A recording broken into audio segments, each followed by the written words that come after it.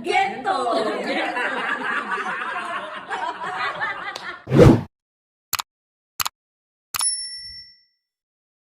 Naghatid ng good vibes si Angelica Panganiban matapos siyang humataw sa hit song na Gento sa isang masayang dinner kasama ang kanyang mga kaibigan. Mas lalo pang naging espesyal ang gabi dahil present din si Estel ng SB19. Sa gitna ng kwentuhan at tawanan, game na game si Angelica na ipakita ang kanyang version na Gento dance.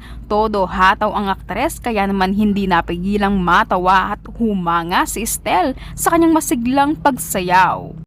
Approve umano kay Estel ang sayaw ni Angelica dahil kitang-kita ang saya at pagiging natural ni Angelica at nagbigay talaga siya ng good vibes at aliw sa gabing iyon. Muling pinatunayan ni Angelica Panganiban kung bakit marami ang nagmamahal sa kanya. Bukod sa pagiging mahusay na aktres, kilala rin siya sa kanyang nakakahawang sense of humor at pagiging tunay sa harap ng mga kaibigan.